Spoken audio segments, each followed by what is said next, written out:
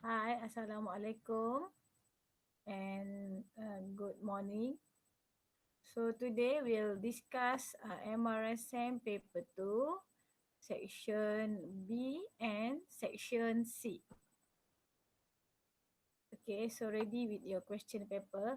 So guys, you can find your question paper in link that I'll give you at my YouTube channel dekat komen dekat bahagian komen tu, so boleh klik dekat link tu yang dan kamu boleh dapatlah koleksi-koleksi soalan yang cikgu bincangkan ini. Okay, now we go to the question number 7, section B. Okay, be ready. Okay, diagram 7.1 shows the structural formula for chloroethane or vinyl chloride which can be used to produce synthetic polymer. So this is the chloroethane. State the polymer form, satu markah, and then write the chemical equation for the polymerizations of chloroethane. So jawapan yang ini dua markah. Okay, kita jawab dekat sini. So 7A dia tanya pertama adalah nama. Okay, state the polymer form. Apa nama polymer tu? So the polymer form is, nama dia adalah poly, sebab polymer kan. So ambil je nama atas, polyvinyl chloride ataupun nama biasa yang kita sebut adalah PVC. Itu satu markah di situ. And then markah kedua dia minta dekat sini, write the chemical equation for the polymerization. So chemical equation dekat sini kena tulis macam mana kita nak tulis chemical equation untuk polimer. Bukan macam chemical equation biasa. Dia kamu kena lukis dulu structure dia.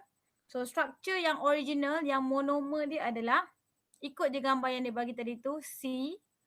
Okay, then kita ada H, then kita ada H. So with the double bond, CH, Cl, N. Okay, N ni maksudnya integer yang besar. And then after the reactions occur, the double bond will break down to form polymer. So dia akan jadi C, C, H, H. Okay, so dia dah potong and then Cl. Jangan lupa kita ada line kiri dan kanan menunjukkan ada lagi polimer-polimer di belakang. And then we make a bracket. And then don't forget to write N here. Maksudnya dia ada longest monomer dekat sini yang jadi polimer kan. Dia ada longest carbon chain dekat sini. So one mark for name and the second mark for the equation. Okay, now we go to question number 2. Okay, question number 2. Explain how the usage of synthetic polymer substances can cause environmental pollution. So in your explanation mesti ada sources, source mana punca dia, daripada mana, apa proses yang berlaku. So proses yang berlaku tu apakah dia punya effect to the environment. Okay, now cikgu ambil satu contoh, cikgu ambil satu jawapan. Okey, sources. Okey, sources dia adalah daripada mana? Okey, cikgu ambil daripada PVC ni lah ataupun polyvinyl chloride tadi, PVC. Okey, ataupun nama dia polyvinyl chloride. Okey, ini dia punya sources. Okey, then dia punya proses. Okey, apa proses yang menyebabkan apa keburukan daripada PVC itu tadi tu? Apa proses yang berlaku adalah dia ni adalah sejenis non-biodegradable. Okey, macam mana kamu nak tahu ni biodegradable? Okey, kamu kena carilah dekat mana punca, kamu kena ingat apa kesan daripada PVC ni tadi. Okey. Okay, next. Kita pergi kepada apa dia punya causes, apa dia punya effect. Effect apabila PVC ini bersifat non-biodegradable. So effect dia pertama dia boleh blockage drain. Okay. drainage system, sistem perparitan, dan dia juga boleh menyebabkan flash ataupun banjir kilat. Okey. Itu 3 markah untuk PVC. So pertama is the sources. Okay, yang kedua dia punya proses yang berlaku. Okey. Dan yang ketiga adalah efek dia. Okay, now kita pergi kepada soalan B. Okay, soalan B menyatakan diagram 7.2 shows bicycles wheel rim made from two different materials. The iron rim easily bend, whereas alloy rim, maksudnya dia nak bezakan antara iron rim means ini adalah pure metal and alloy rim. Okay ni. Does not easily bend. So yang pertama, kalau kita nak tengok alloy apakah yang digunakan untuk buat rim basikal ni? Semestinya yang keras, iaitu steel. Steel digunakan untuk membuat rim basikal. Sebab apa? Sebab alloy ini dia kurang kuat berbanding dengan steel. Okay, now soalan seterusnya kita pergi. Based on diagram 7.2, explain in the terms of arrangements of atom why alloy rim is better than iron rim. So kamu kena tahu kalau alloy ni dia adalah campuran more than one element. Contoh kalau dalam steel dia ada iron, that is major element campur dengan carbon. Okay, kalau iron rim ni memang 100% adalah iron. So kenapa alloy ini better, lebih harder, lebih stronger, sebab bila dia bergabung these two element, the size of each element is differ. Size dia berbeza-beza. So bila dia berbeza, contohlah yang ini besar, okay, yang ini kecil. So bila dia combine together, dia akan susun jadi ada yang besar, ada yang kecil, ada yang besar, ada yang kecil. So dia not in orderly manner. So when not in orderly manner, bila kita apply forces dekat alloy ni, disebabkan dia not in orderly manner, it's very difficult to sliding. Dia susah untuk menggelongsor. Compare to kalau pure iron. So iron kalau size dia macam ni, so semua susun macam ni. Okay, dia sama in orderly manner. Bila kita apply forces, maka apa akan jadi? Dia senang untuk sliding. Dia senang untuk tergelincir. Sebab tu dia kurang stronger compared to alloy. So apa yang point yang kita nak tulis, sebab dia minta kita tulis 5 point. Okay, point yang pertama apa yang perlu kita tulis adalah yang pertama, kita cerita dulu alloy rim harder than iron rim. Markah yang pertama. Okay, markah yang kedua. Kenapa? Because alloy rim consists iron and carbon atom with different size. Okay, tadi cikgu dah ceritakan. Ini cara macam ni kita nak tulis pula. As long as kamu faham macam mana nak cerita, senang. Okay, alloy ring consists iron and carbon atom with different size. So, the atom in alloy not arranged in orderly manner. Dia tidak tersusun dengan rapat. So when forces applied to it, it's difficult to sliding. Difficult to sliding. Susah untuk tergelincir. Okay. Dan kita cerita pula. Okay, dah 4 markah kan? Markah yang terakhir, iron rim only consists one type of atom and it arranged in orderly manner. So kita tahulah bila dia in orderly manner, it easily to slide. Cukup 5 markah. So markah yang pertama dekat sini kita cerita alloy harder than iron. 1. Kenapa? Because in alloy rim dia ada iron and carbon. and ada different size. Markah yang kedua. So bila different size, not arranged in orderly manner. Ketiga, keempat, bila not in orderly manner is difficult to sliding. So ini adalah semua kriteria alloy. Tak kisahlah alloy apa sekalipun dia tanya, steel ke, stainless steel ke, inilah poin-poin yang mesti ada. So iron, now yang poin kelima kita cerita berkenai dengan iron rim. Iron rim kenapa dia tak stronger, kenapa dia tak ada, sebab dia only consist one type of atom, that is iron. And bila dia sama atom, size dia sama, so dia akan tersusun dengan rapat, tersusun dengan betul in orderly manner. So bila kita apply forces, it easily to slide. Okey, selesai soalan D. Now kita pergi kepada soalan C. Okay, soalan C dia tanya, the following chemical equation shows the decompositions of copper to nitrate.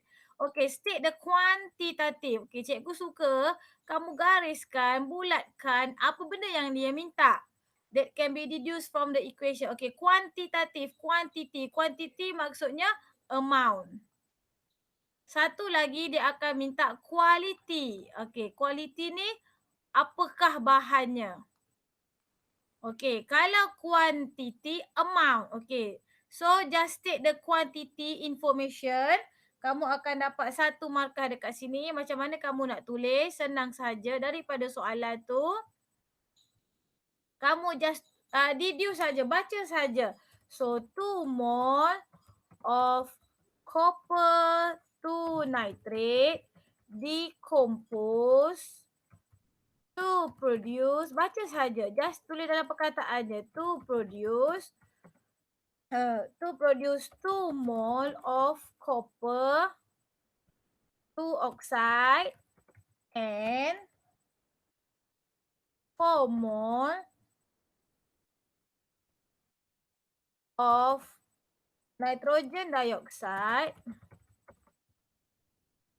and ada satu lagi, so ni tak payah and, okay, 4 mol of nitrogen dioxide, okay, and 1 mol of oxygen gas.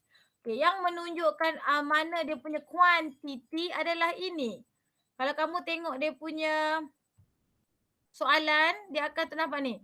2 mol of copper to nitrate decompose to produce 2 mol of copper to oxide, 4 mol of nitrogen dioxide and 1 mol of oxygen gas. Itu dari segi kuantitatif.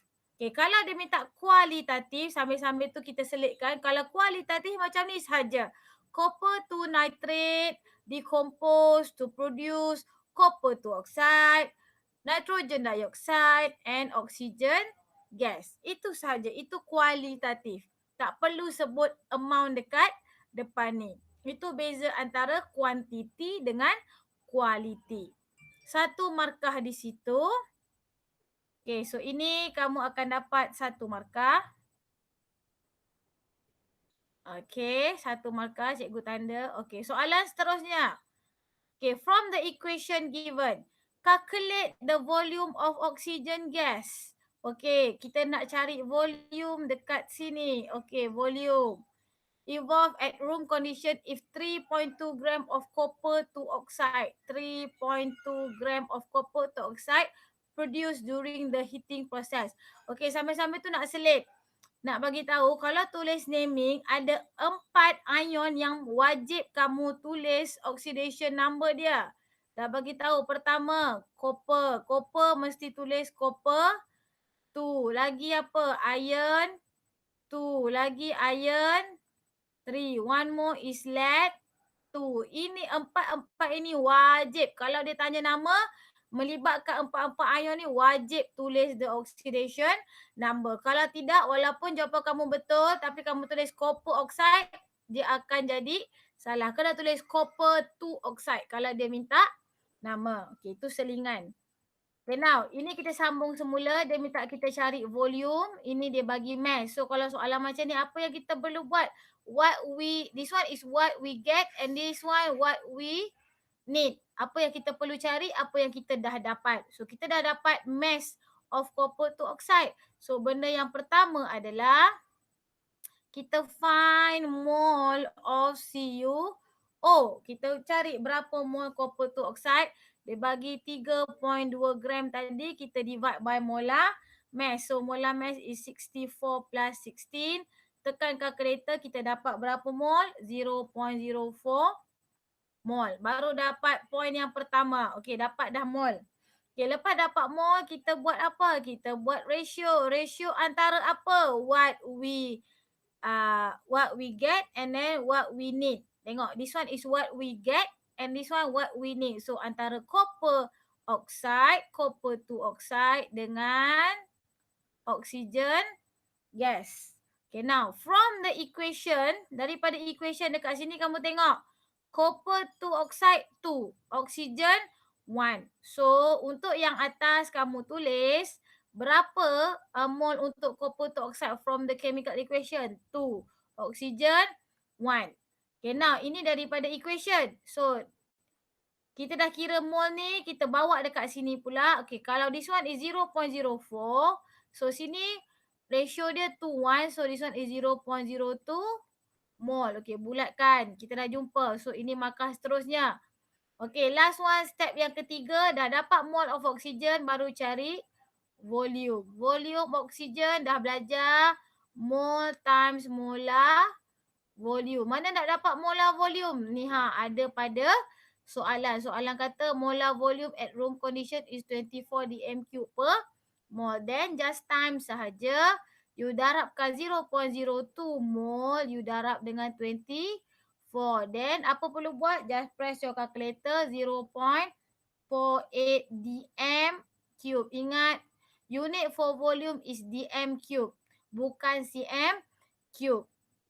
dm³. So ini yang pertama.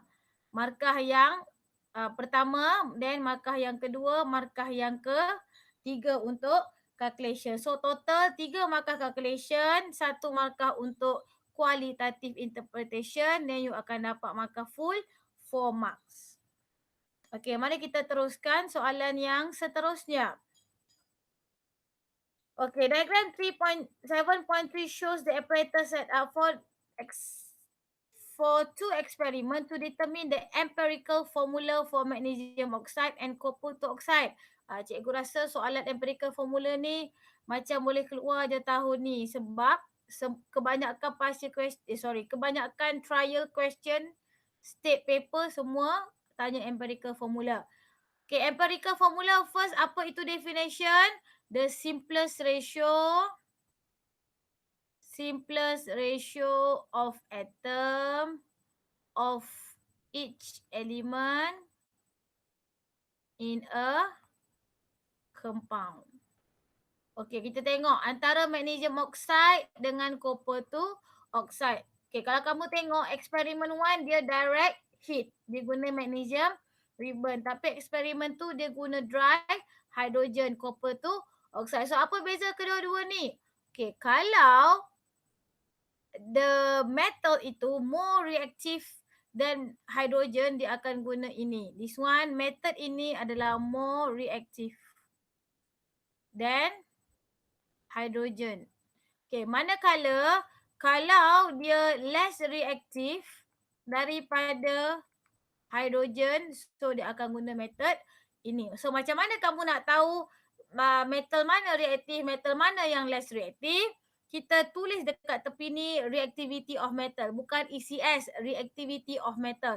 Tapi susunan dia sebenarnya lebih kurang, tapi kedudukan hydrogen dengan carbon tu yang berbeza. Dalam ECS tak ada carbon, tapi kalau reactivity of metal ada carbon. Dan hydrogen kedudukannya tidak sama seperti kedudukan hydrogen in ECS. So kita tulis dulu, kalau nak kahwin mesti ada zakar fleksibel supaya perempuan cukup anak-anak. Okey, di manakah kedudukan hidrogen dan karbon? Okey, nampak ni zinc, di atas zinc adalah karbon, di bawah zinc adalah hidrogen. So kalau kita nampak semua yang berada di atas hidrogen ini daripada Potasium, sodium, kalsium sampai zinc, dia akan menggunakan kaedah ni. Yang ni semua ni akan guna eksperimen 1. Manakala start daripada iron sampai ke bawah, dia akan guna kaedah eksperimen 2 sebab dia less reactive than hydrogen in reactivity series of metal. Okay, now write the chemical equation that occur in experiment 1. Okay, senang saja cikgu terus conteng dekat sini. Okay, kalau chemical equation 2 markah ni menunjuk kepada apa? The first mark untuk correct. Either your equation betul atau tidak. Yang kedua, make sure your equation balance.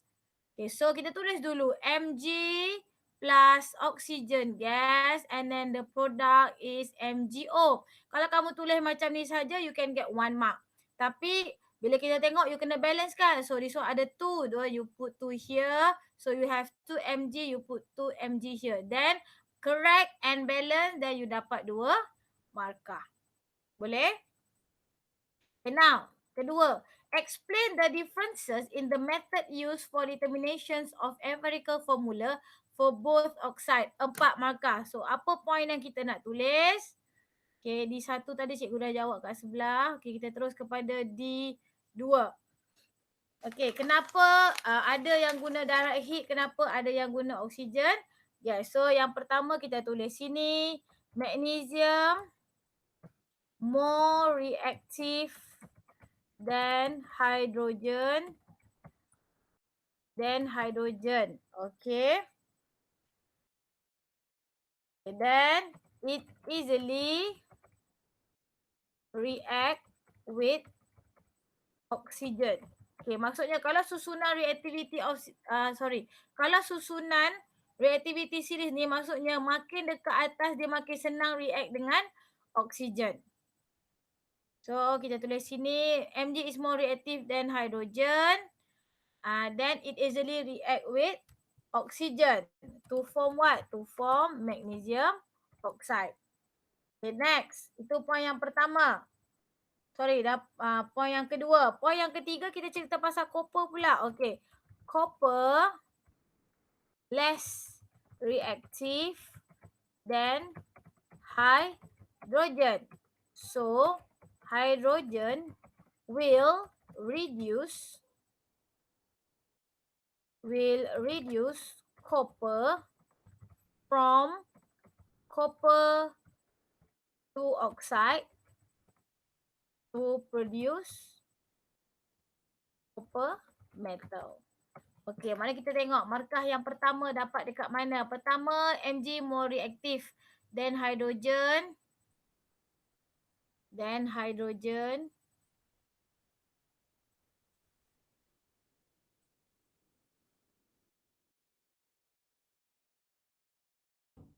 Okey, markah yang pertama dekat sini. More reactive than hydrogen, maksudnya dia easily react with oxygen. Markah yang kedua. Yang ketiga, copper less reactive than hydrogen. Markah keempat, so hydrogen will reduce copper from copper to oxide to produce copper metal. Okey, selesai soalan 7. Okay, mari kita tengok soalan ke-8. Okay, soalan yang ke-8. Okay, diagram 8.1 shows information of jellyfish sting. Okay, jellyfish have tiny stinging cells in their tentacles to stun or paralyze their prey before they eat them. Alkaline jellyfish sting. Okay, gariskan. Dia bagi tahu sting itu sengatan itu bersifat alkali, can be painful to humans and sometimes can deadly, boleh menyebabkan kematian. Okay, dia bagi tahu alkali ya, cikgu dah bulatkan. Suggest one substance that can be applied to the skin to relieve pain of jellyfish sting without causing further injury. 1 markah. And then bagi 2 reason kenapa kamu suggestkan benda tersebut. Okay, kalau secara logiknya, kalau alkaline, kita nak selesaikan masalah alkaline ni, kita kena tambah dengan asid. Supaya apa? Supaya dia jadi neutral. So, kalau ikutkan logik, kalau asid, takkanlah kamu nak guna HCl, takkan kamu nak guna H2SO4, betul tak? Because ini ada dah strong acid. Dia corrosive, takkan kamu nak letak kat tangan. So suggestionnya adalah kamu letak weak acid. Okay, mari kita tulis jawapan yang pertama. So apa yang kita kena letak? Okay, weak acid yang selalu kita boleh gunakan adalah ethanoic acid. Okay, satu markah dekat sini. Okay, reason kenapa kita guna ethanoic acid? So alkaline from jellyfish sting. Jellyfish stings can neutralize by ethanoic acid. Okay, point yang kedua. Lagi satu, kenapa baik? Because ethanoic acid does not harm to skin. Dia tidak akan memberi kesan kepada kulit dan ataupun kamu boleh tulis dia less corrosive. Okey, cukup 3 markah. Okey, so markah yang pertama dekat mana is acid yang kita suggest. Sebab apa? Alkaline daripada tu boleh neutralize by ethanoic acid. Yang kedua, and one more ethanoic acid is less corrosive and not harm to skin. Okay, next. Kita pergi kepada soalan seterusnya. Table 8.1 shows the concentrations and volume of two different type of strong acid. Okay, bulatkan. Okay, X and Y which are used to neutralize 20 cm3 0.5 mole potassium hydroxide. Okay, potassium hydroxide. Okay, next. Concentration sama 0.5. Okay, tapi sini volume dia V. Tapi sini dia volume dia 2V. Concentration dia sama So senang cerita, dua-dua ni strong acid. Tapi kita ingat, kita ada juga walaupun dia dua-dua strong acid tapi yang membezakan ni sama ada dia mono ataupun dia diprotic acid. So apa itu mono acid? Mono acid bermaksud, okay, contoh mono acid HCl. Mono acid ni bermaksud bila HCl ionize, dia produce 1 mole of hydrogen ion. Itu nama dia monoprotic acid. Tapi dia strong acid. Okay, H2SO4. Strong acid juga. Tapi when ionized in water, dia akan produce. Kamu tengok sini, H ada 2, so kena letak 2. So, when sulfuric acid ionize, dihasilkan 2 mole of hydrogen ion. Maksudnya, concentrations of hydrogen ion in sulfuric acid double than concentrations of hydrogen ion in HCl. Maka ini kita panggil sebagai diprotic. Kalau kita tengok, ini 2. Ini kena 2 kali baru sama dengan ini 1 kali. So, ini adalah H2SO4. 1 kali dia, yang ni kena kerja keras, kena double. So, ini adalah HCl. Okay, next. Based on the information, they ask you to suggest what is X and what is Y. Okay, mari kita suggest. Cikgu pun dah suggest dekat tepi sini. Cikgu tulis sajalah. X adalah sulfuric acid, diprotic acid, and Y is monoprotic. Okay, monoprotic can be hydrochloric acid. Boleh juga kamu jawab nitric acid. Ethanoic boleh ke tidak? Ethanoic walaupun dia monoprotic tapi dia weak acid. Dekat sini dia cakap kedua-duanya adalah strong acid. Okay, settle. Okay, now kita pergi kedua. Write the chemical equation between acid X. Okay, acid X tadi kita ambil sebagai H2SO4 with potassium hydroxide. Okay, cikgu tulis kat sini. Dah bagi tahu dah. Kalau for chemical equation, 2 markah refer to correct product and reactant. Maka satu lagi, make sure the reaction is balanced. Okay, now H2SO4, kita reactkan dengan potassium hydroxide. And then the product are potassium sulfate, K2SO4 plus water. So, ini kalau macam ni saja dah dapat 1 markah. Okay, tengok sini ada 2K. So, you put 2 here. And then it's already balanced. Lagi tak tak cukup? Okay, sini 1 lagi. Alright. Okay, dapatlah 2 markah. Okay, a group of students are doing an experiment between acid and alkali when they notice the labels of the two substances are detached from the bottle. Dia bagi tahu botol tu tiba-tiba tertanggal label dia. So dia nak tanya kamu chemical test. Chemical test that we use to verify sama ada the solution is acid or alkaline. So kalau chemical test ni mestilah ada campuran solution tu dengan apa. Kalau kamu kata guna litmus paper, guna phenolphthalein, it's not the chemical test. Okay. Chemical test mesti kita nampak tindak balas dia. Contoh, kalau macam asid, apa asid yang selalu kita boleh buat? Asid ni pertama dia boleh tindak balas dengan apa? Dengan metal. Lagi dia boleh tindak balas dengan apa? Metal oxide. Lagi dia boleh tindak balas dengan apa? Dia boleh tindak balas dengan metal karbonat. Lagi dia boleh tindak balas dengan apa? Dengan alkali. Okay, cuma dekat sini dia kata kita nak nampaklah the observation, betul. Kalau kita guna acid plus metal, the product apa? Salt dengan hydrogen gas. Kalau dengan metal oxide, kita akan dapat salt dan juga water. Kalau dengan metal karbonat, kita akan dapat apa? Salt, water and carbon dioxide. Kalau dengan alkali kita dapat apa? Salt and water. Okey, manakah yang paling sesuai untuk kita test acid? So, kalau ikutkan yang akan nampak observationnya ada hydrogen gas, so kita boleh guna ini. Ataupun kita nampak juga gas carbon dioxide, gas release, kita boleh guna metal karbonat. Kalau kamu guna metal oxide or alkali, nampak salt and water. So, tak nampak apa-apa pun sebenarnya, betul? Kamu tak nampak pun ada bubble release ke, kamu tak nampak. So, cikgu akan guna metal karbonat. Boleh juga guna metal, boleh juga metal karbonat. So, apa yang kita kena buat? Soalan C. Okey, soalan 8C kita tulis dekat sini. Okey, kita buatlah step. Okey, measure. Okey, yang pertama, measure and pour sebab kita nak guna sikit saja. Okey, 5 cm cube of two solution into two different kita pakai boiling tube. Boiling tube. Okay, next.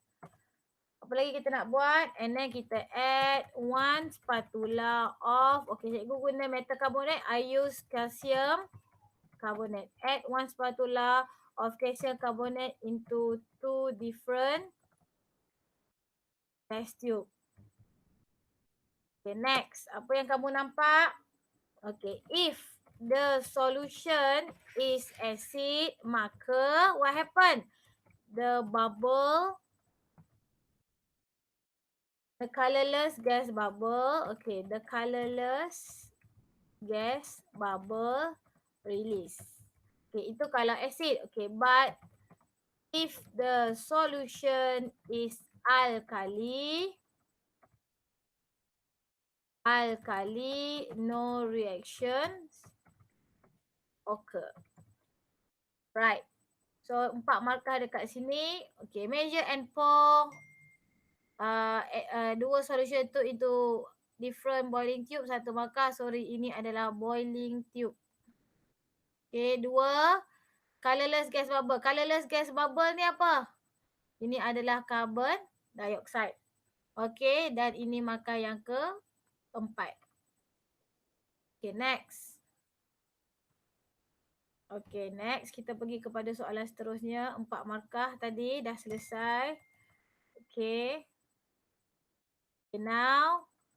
Okay, diagram 8.2 shows the apparatus set up for an experiment to determine heat of neutralization. Okay, heat of neutralization. Apa dia punya definition? Heat change when 1 mole of water, ingat ni keyword dia, produce when acid neutralized by alkali. Itu maksud dia 1 mole of water. So untuk kira kan kalau formula heat of displacement delta H equals to heat change over X. So X ni kamu kena kira mole of water sebab kita ikut definition. So dia bagi kamu hydrochloric acid HCl dan dia bagi kamu NaO. And then produk dia apa sepatutnya ni? NaCl plus water.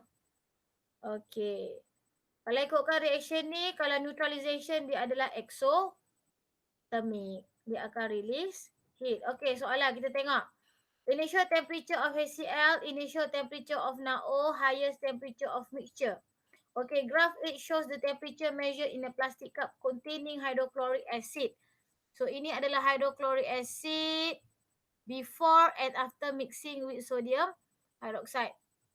So, kalau before mestilah bermula dengan masa kosongan. Okay, tengok bacaan dia. Okay, kita tengok satu-satu ni. 20, 21, 22, 23, 24. Okay, ni 25, 26, 37, 28, 29, 30. So, ini adalah 29.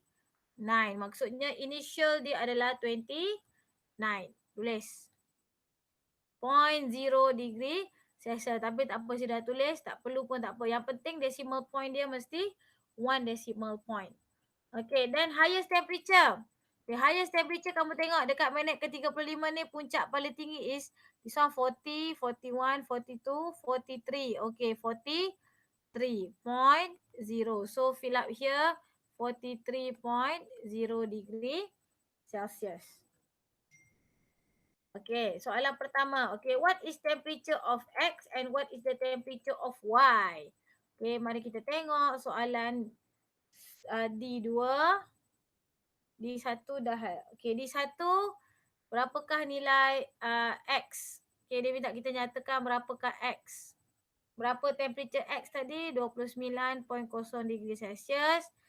Y is 43.0 degree Celsius. Okay, selesai.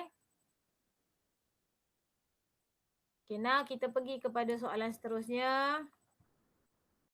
Okay, then dia minta calculate the heat of neutralization. Okay, calculate heat of neutralization.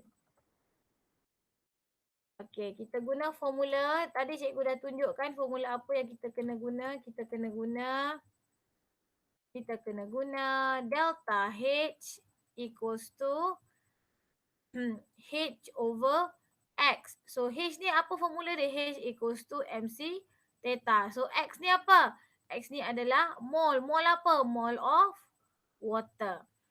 Okay, ini tadi satu markah, ini markah yang kedua. So untuk calculation ni kita ada lagi 4 markah. So benda pertama yang kita nak buat apa? Kita kiralah dulu berapa value MC theta. Okay, tengok MC theta ni macam mana nak kira? M merujuk kepada berapakah mass untuk kedua-dua solution. Kalau tengok soalan ini, okay, kalau tengok soalan ini, dia dah bagi dah mass berapa untuk kalau kita campur dua-dua berapa ni? 50 plus 50. Okay, so kita patah balik ke sini. So kita ambil 50 plus 50. Okay, C ni apa? C ni memang constant value. Dia dah bagi. Kat sini ada bagi tak C? Okay. Okay, tak. Ni hambat ni. C 4.2. So, just substitute saja dalam equation 4.2. Theta berapa? Okay, theta ni adalah highest temperature. Okay, that is 43.0 minus berapakah average bagi kedua-dua temperature yang initial ni. 29 plus 28 divide by 2. Okay, kita masukkan 29. Tak muat ni sekejap Okay. Okay, kita masukkan 43 minus 29 plus 28 divide by 2. Okay, baru kita dapat nilai H. Ini nilai H tau. So, H adalah sama dengan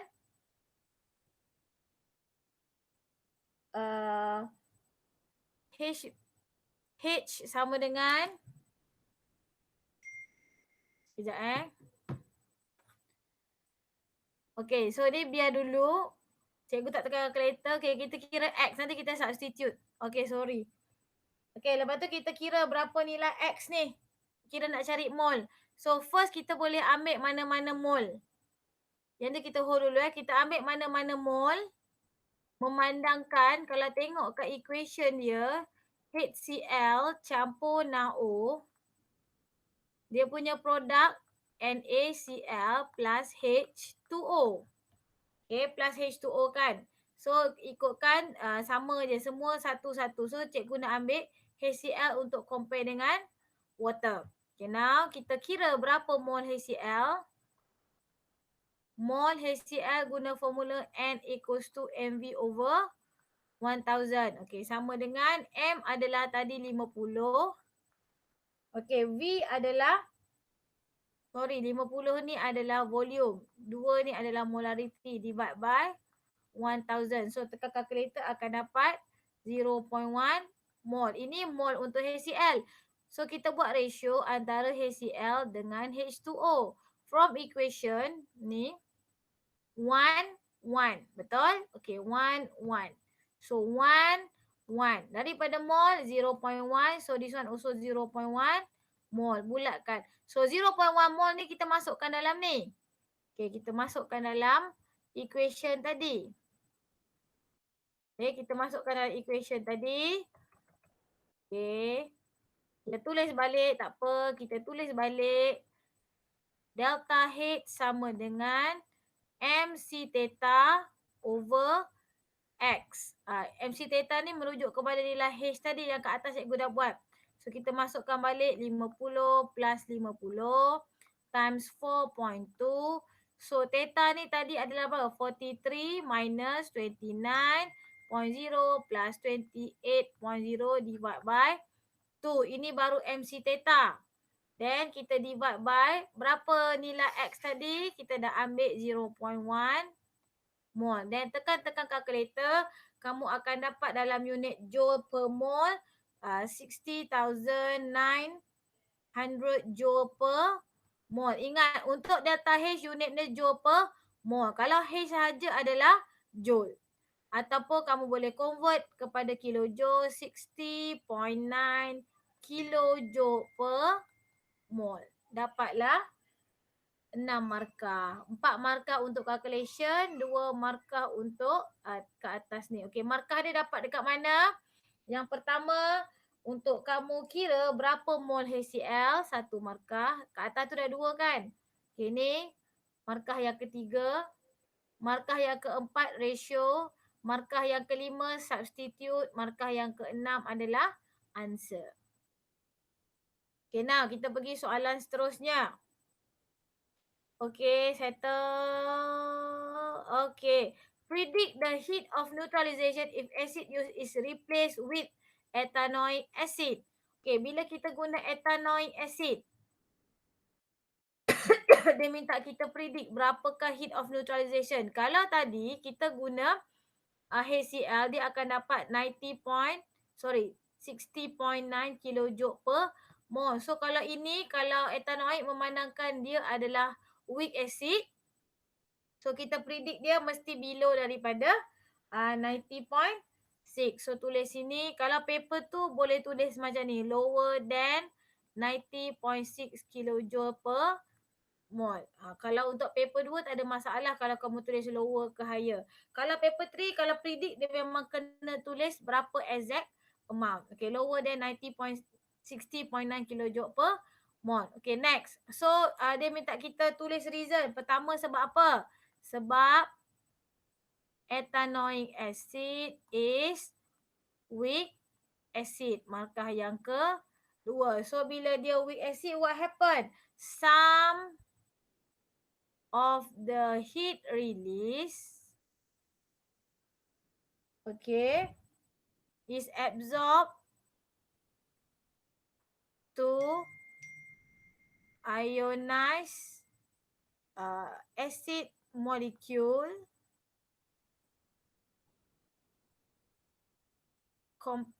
until complete. Until it complete. Okey, maksudnya dekat sini kalau kamu tengok CH3COOH bila ionize dia partially ionized. So dia akan hasilkan CH3COO minus plus H plus. Betul tak? Kalau kamu tengok sini, bila dia partially ionized, contohlah bila dia ionized, ada lagi yang remain in the form of molecules of acid. Contohlah, mula-mula dia ionized, dia akan hasilkan sama juga. 60.9 kilojoule per mol. Tapi ingat, kawan-kawan ni kat belakang ni masih belum ionized. So, some of the heat yang release ni tadi, mungkin dia akan ambil 10. Mungkin dia akan ambil 10 kilojoule per mol untuk ionizekan yang masih belum ionized. So, tinggal berapa? Tinggal 50.9 kilojoule per mol. Ini maksud dia, release is absorbed to ionized acid molecule until it complete ionized. Okay, now kita pergi kepada soalan nombor 9. Kita pergi section C. Okay, an ionic compound is produced when group 1 element react with group 17 element. Okay, by using a suitable example of the element, explain how the formation of the bond is formed. Okay, group 1 maksudnya dia akan jadi charge plus 1. Group 17 dia akan jadi minus 1. So kita pilihlah mana-mana yang kita suka. Okay, cikgu suka group 1, cikgu nak ambil Na. Group 17 cikgu nak ambil klorin. Okay, mari kita tengok apa yang perlu kita tulis. Okay, untuk soalan nombor 9. Okay, soalan nombor 9. Okay, soalan yang pertama nombor 9. Okay, yang pertama kita ambil. Okay, pertama, what happen? Macam mana boleh jadinya ionic compound? Sodium atom with electron arrangement berapa? 2.8.1. Okay. Release 1 electron. 1 electron to achieve octet electron arrangement. Okay. To achieve stable, mesti ada stable octet electron arrangement.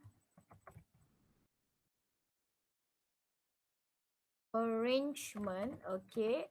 Stable octet electron arrangement to form what? Bila dia release, dia akan hasilkan to form Na plus ion.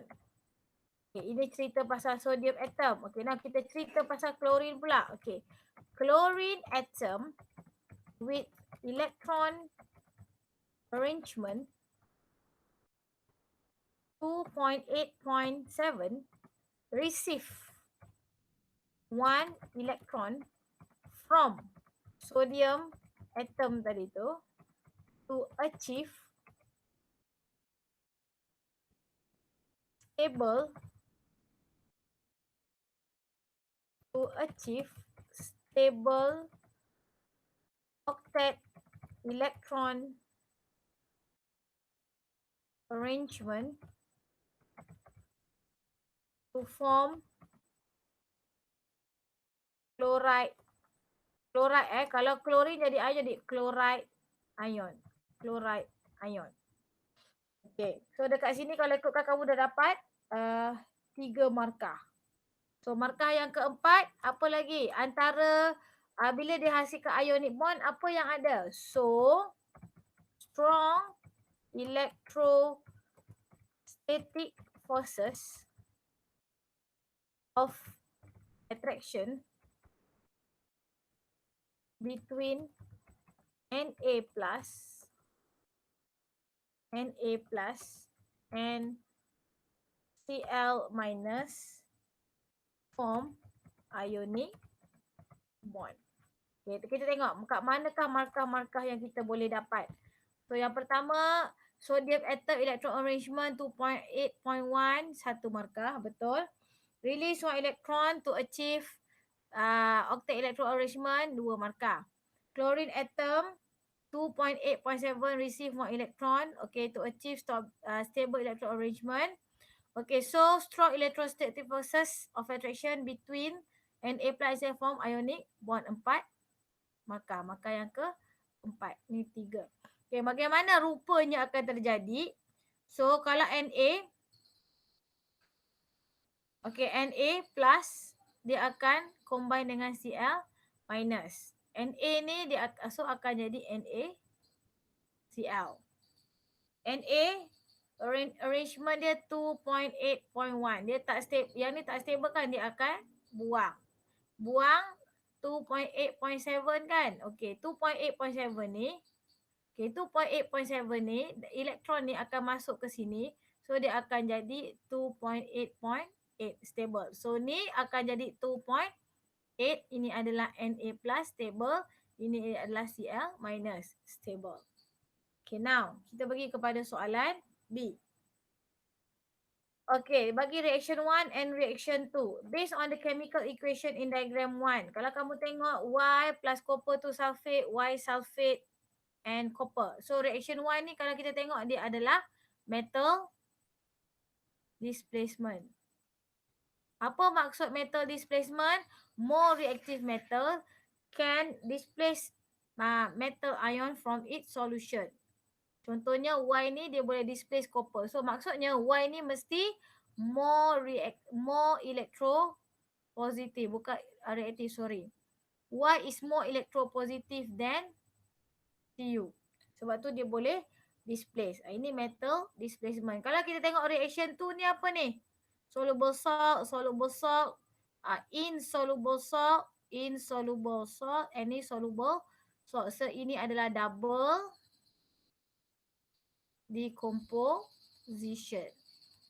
Okay, now based on the chemical equation in diagram 9.1, dia minta kita suggest metal Y. So ingat metal Y mesti more electropositive than Cu. So apakah yang more electropositive? Sama ada zinc ataupun magnesium. Okay, determine whether the reaction 1 and reaction 2 is a redox. Redox ni maksudnya apa? Redox ni maksudnya reduction and oxidation occur at the same time. Okay, yang kat sini kita nak tengok dari segi apa? Kita boleh tengok dari segi oxidation number. Okay, kita tengok. So yang mana? Jadi kita nak tahu. Okay, kita cuba buat reaction 1 ni. Okay, reaction 1 ni. Okay, cikgu conteng dekat sini. Okay, reaction 1. Dia buat antara Y campur CuSO4, betul? Akan jadi YSO4 plus Cu. Kita tengok ini Y kosong.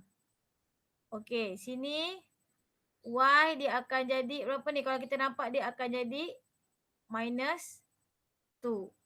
Okey, Cu dekat sini berapa? Kalau ikutkan plus 2. Sini jadi kosong. So kalau kita nampak ni, Y before reaction 0. After reaction, plus 2. Maksudnya oxidation number dia increase. Same goes to Cu. Cu before reaction plus 2. After reaction 0. Oxidation number dia decrease. Okay, kalau kita tengok kepada yang kedua. Yang kedua tadi tu adalah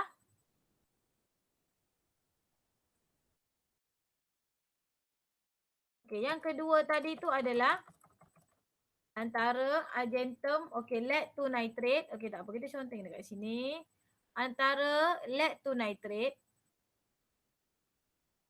dengan sodium sulfate, betul? Na2SO4 and then the product adalah PbSO4 campur NaNO3, 2 kat sini.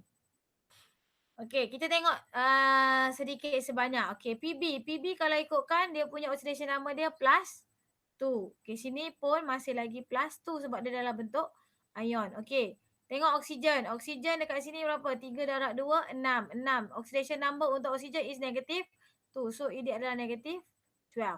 Sini, berapa ni? Oksigen dia berapa sini? Oksigen dia 4 4 times 2 is negative 8. Okay, sini. Oh sorry, ini SO4 kan. Kita ambil O kat sini. Sorry. 3 times 2, 6. Ini adalah negative 12. Kalau kita tengok dua ni sahaja. Oh sorry, yang ni bukan. Tengok yang ini dua sahaja kita nampak.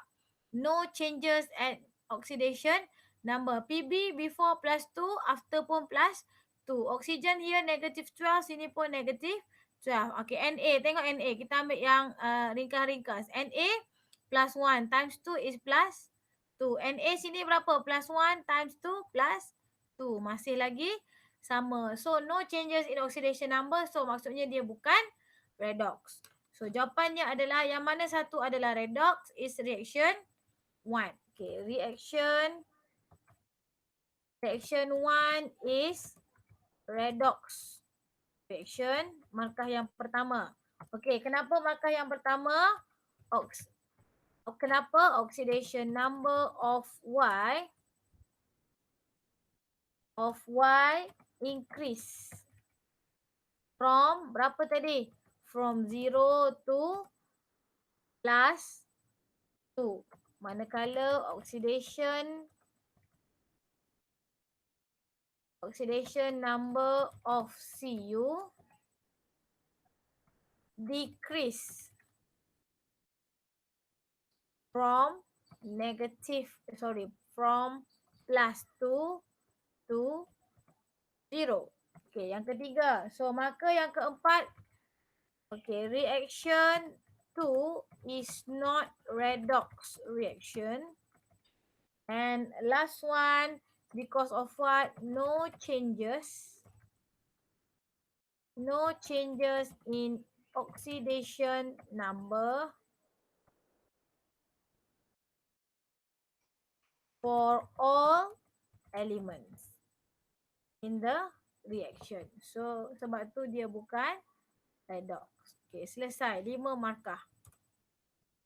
Okay, now kita pergi kepada soalan yang kedua. Soalan C. Ni soalan apa tadi ni? Soalan 2 ni soalan C. Diagram 9.2 shows the reactivity of three metals when react with oxygen. Dia ada magnesium, dia ada iron and copper. Decrease in reactivity with oxygen. As a chemistry student, describe an experiment to investigate the reactivity of metals toward oxygen by using all apparatus. Okay. Kalau tengok benda ni form 3 pun kamu dah belajar. Potassium manganate, 7 powder, magnesium powder, iron powder, copper powder, boiling tube. Kenapa pakai boiling tube? Sebab kita nak panaskan dia. Dan Bunsen burner, glass wool and asbestos paper. So cikgu lukis gambar supaya kamu ingat ini adalah boiling tube. So kita akan letak dekat sini adalah KMNO4 powder. Powder Potassium manganate powder. And then kita akan letak dekat sini adalah glass wool. Okay, what is the functions of glass wool? To separate potassium manganate powder dengan metal. Okay, then metalnya adalah di sini. So, metal ni letak dekat mana? Ini adalah asbestos paper. Ni asbestos paper. Dalam ni adalah contoh cikgu ambil magnesium. Nanti eksperimen ni kita akan ganti dengan copper and then kita akan ganti by using iron. So kita akan panaskan dulu this one. Panaskan dulu bahagian ini. And then baru kita panaskan potassium manganate powder. So guys, what is the functions of potassium manganate powder? Untuk produce oksigen. Bila kita panaskan dia, dia akan bebaskan oksigen gas. So oksigen gas yang terbebas ini akan react dengan metal dekat sini. Apa yang kita nak tengok, what happen to the metal bila dia react dengan oksigen. Sama ada dia burns brightly ke, glows brightly ke, dimly ke, no reaction ke. Dia akan keluarkan very bright cahaya ke. Kita kena ingatlah. So untuk pengetahuan kamu, kalau dia reaktif kepada oksigen, ikut reactivity series of metal, kalau nak kahwin mesti ada zakah fleksibel supaya perkahwinan cukup anak-anak AG aurum. So kalau ikutkan yang makin atas ni dia sangat reaktif towards oksigen. Okay, bila dia aktif towards oksigen dia akan hasilkan, dia akan burn vigorously, dia akan keluarkan bright flame yang atas. Tapi yang bawah mungkin dia akan just glow dimly, berbara sahaja. Yang atas dia akan menyala terang. Yang bawah ni mungkin dia akan menyala terang, berbara terang, berbara malap. Depends dengan metal apa yang kita guna. Okay, now your answer should include procedure and then observation. 10 markah dekat soalan C. So apa yang kita nak tulis untuk bahagian C? 7 markah untuk procedure. So yang pertama, okay, 1 spatula of potassium manganate 7 powder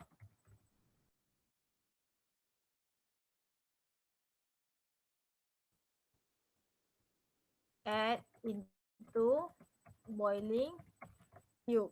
Okay, markah yang pertama. Dan markah yang kedua, clamp the boiling tube horizontally. Okay, melintang, letak dalam kad melintang, add retort stand. Kita guna retort stand. Okay, yang ketiga, apa kita nak buat?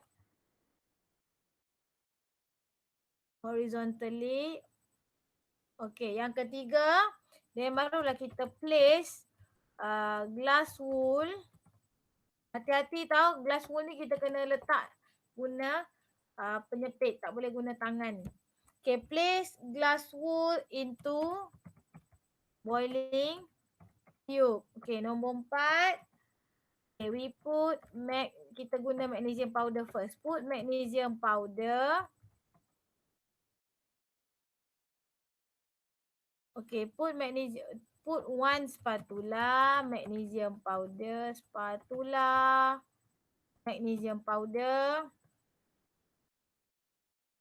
Okay, magnesium powder into asbestos paper and put into boiling tube.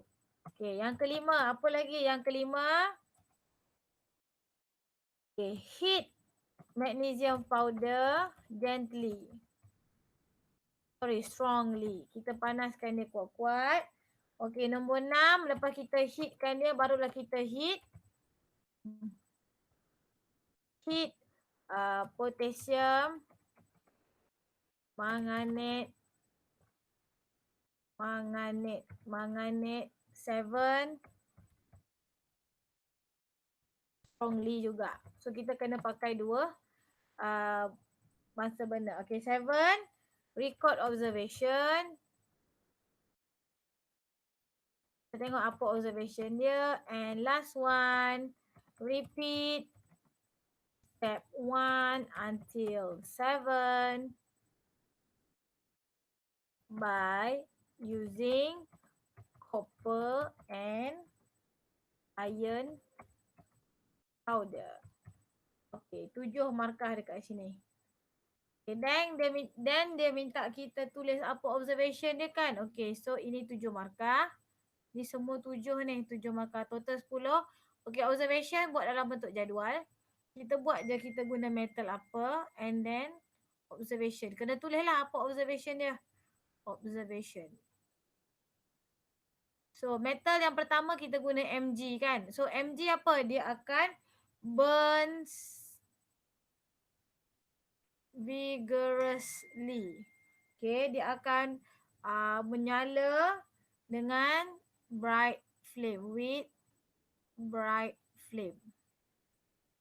Okay, then kita gantikan dengan iron pula. Okay, iron dia akan glow brightly, berbara dengan terang. Tapi last kali kalau kita guna copper, dia akan glow dimly. Kenapa? Sebab copper ni dia less reactive towards oxygen. So dia akan berbara malap saja. Berbara dia sikit saja. Okay, so 3 observation, 3 markah. Okay, now kita tengok soalan seterusnya. Habis soalan yang terakhir. Soalan 10. Okay, kita ada 2 jenis getah. Dalam chemistry form 5 ada 2 je getah. Okey, kita ada getah A, getah B. Kita tengok karakteristik ni, more elastic dengan high heat resistant, less elastic, low heat resistant. So, kalau yang more elastic ni kita tahu dia adalah vulcanized rubber. So, dalam vulcanized rubber ni dia ada tambah apa? Kenapa dia jadi vulcanized rubber? Sebab dia ada sulfur cross link. Macam mana boleh ada sulfur cross link ni? Apa yang dia bubuh untuk hasilkan sulfur cross link ni? Dia bubuh yang pertama, okey, dia bubuh sulfur lah. Dia celupkan dengan sulfur. Dia celupkan rubber tu dalam sulfur. Lepas tu dia soak dalam asid. Okay, yang ini adalah unvulcanized rubber ataupun kamu boleh panggil ni adalah natural rubber. So, nak bagi tahu sini vulcanized rubber is much better than unvulcanized or natural rubber. Okay, 6 markah. Berdasarkan table 10.1, pertama dia minta kamu nyatakan rubber A apa, rubber B apa, 2 markah.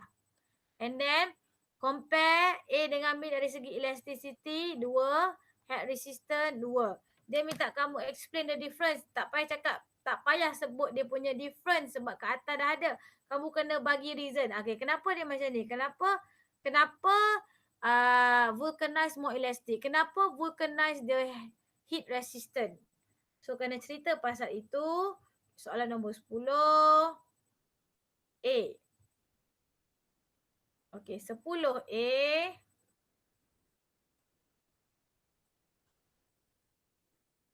Okey, 10A. Okey, kenapa? Okey, rubber A apa? Rubber A adalah sejenis vulcanized rubber. Manakala rubber B, jauh sikit. Okey, rubber B adalah unvulcanized rubber. Okey. Ataupun boleh tulis natural rubber. Okay, now dia tanya dari segi elasticity dengan heat. Okay, kita buatlah dalam bentuk table lebih mudah. Kita buat 3 kotak. And then 3 juga. Okay, then kita tulis sini, ini jenis rubber. Then explanation. Okay. Rubber. Okay, ni rubber A. Ni rubber B. Rubber A tadi adalah vulcanized kan. Tulis aku, nanti kamu terbalik. Vulcanized. Nanti kamu confuse. Okay, B. Lupa ke susah? Unvulcanized. Okay, now dari segi yang pertama, dia minta kita cerita dari segi elasticity. Okay, kenapa vulcanized rubber ni elastic? Because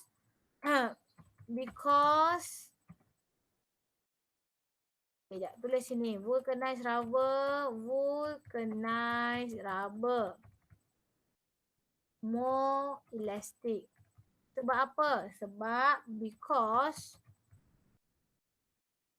sulfur kan dia celup dengan sulfur kan. Okey, sulfur ni penting ayat ni. Sulfur cross link prevent polymer of rubber ni, polymer change molecule of rubber daripada from sliding. Okay, kalau unvulcanized rubber ni, so rubber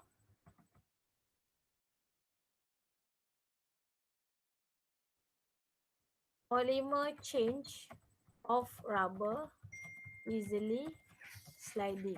Sebab tu bila dia less elastic. Okay, now kita cerita pasal heat resistant.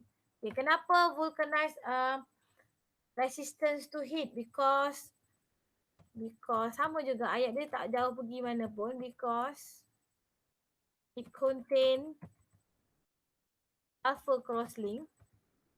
Itu je beza kedua-duanya. Satu ada sulfur cross link, satu tak ada. Make it more difficult to melt. Okay, this one no sulfur cross link, so it easily melt. Okay, mari cikgu lukis macam mana rupa rupa sulfur cross link dengan yang tak ada. Okey, kalau vulcanized dia antara karbon kan, karbon panjang kan. Okey. So dia ada S dekat sini. So dia sambung dengan C. Okey, sorry. C. Okey, C. Okey, so ni pun C. Ni pun sama. Dia ada S, dia ada S, then dia ada C. C.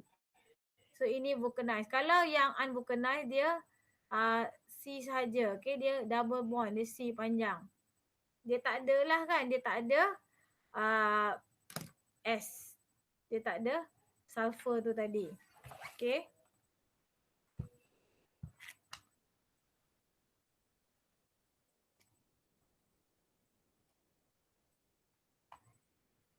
Okay. Okay. Okay, next kita pergi kepada soalan seterusnya.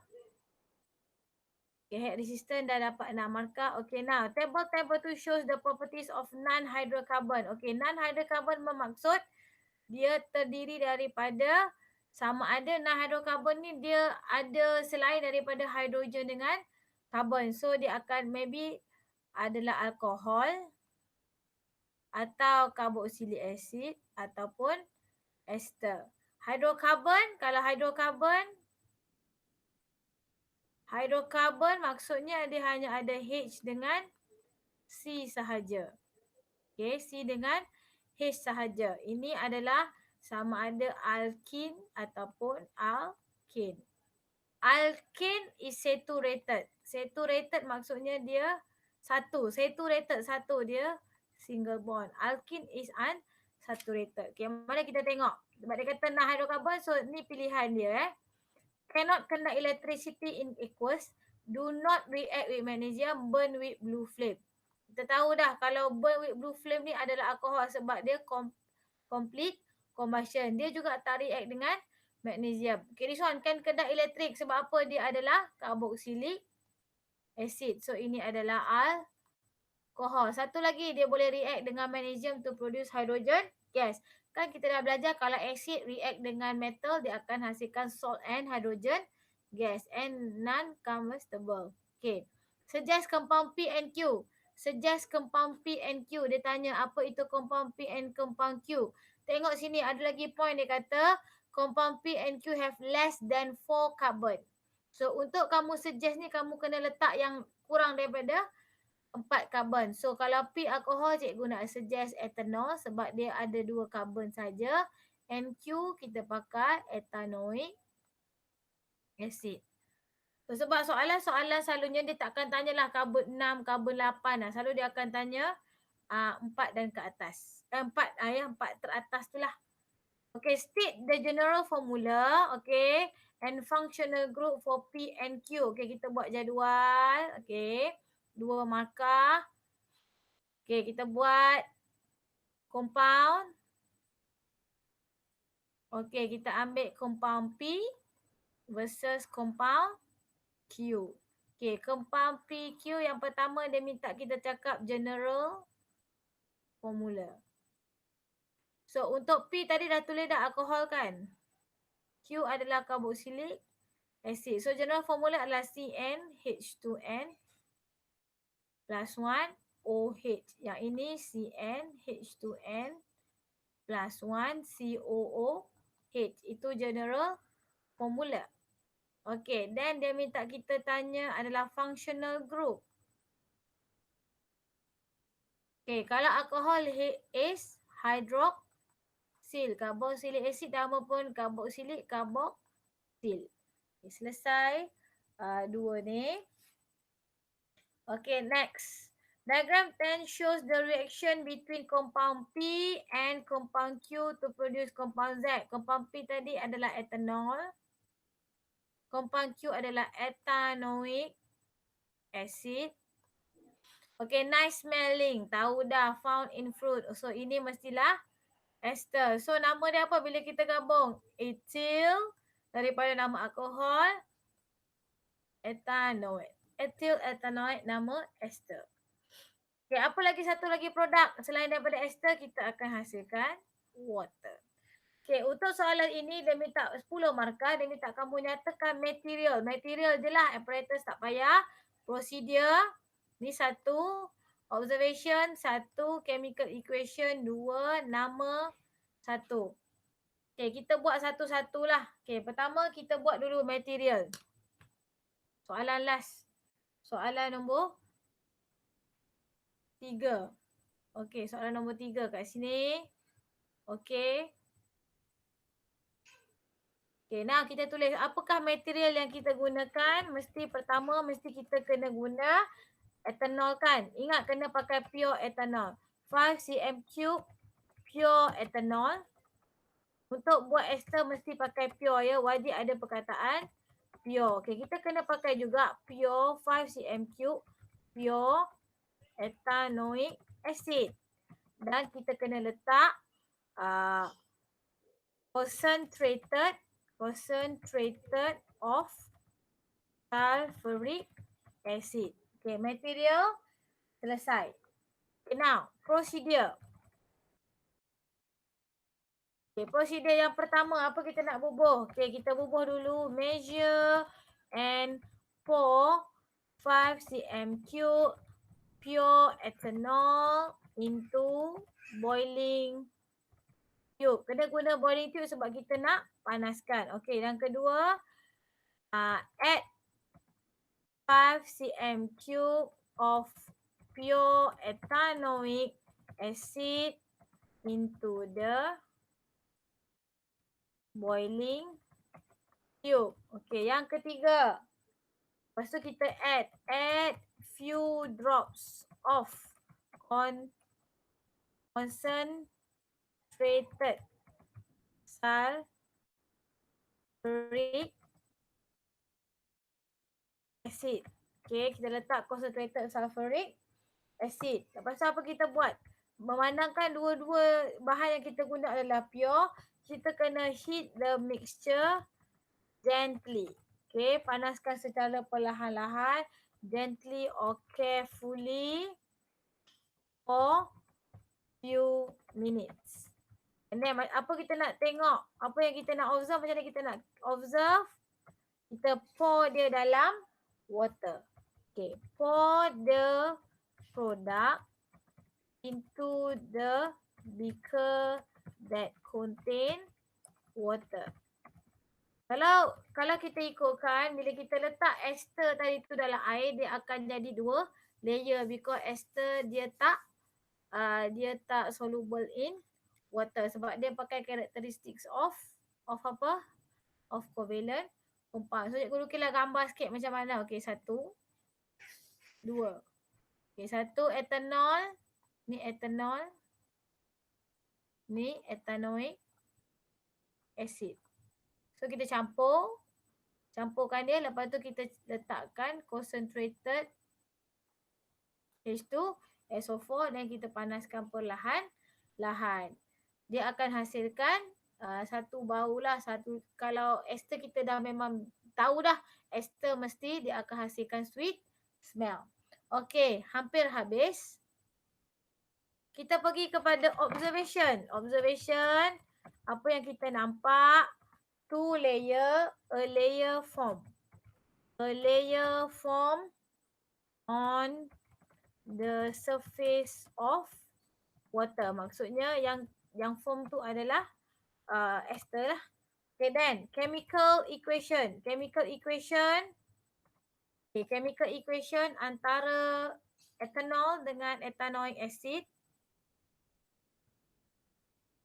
Okay, C2H5OH alkohol, CH3COOH. Nampak ni dua C kan? So ethanoic. So untuk dapatkan ester dia, kamu ambil dulu yang ethanoic acid punya dulu, iaitu CH3COO sampai O. And then kahwinkan je dengan alkohol C2H5 ni. C2H5 and then yang cikgu bulat ni akan form water. So ini nama dia adalah ethyl ethanoate. Okay, dan sekali last sekali dia minta name. Name dia, naming nama alkohol dulu. Ethyl ethanoate.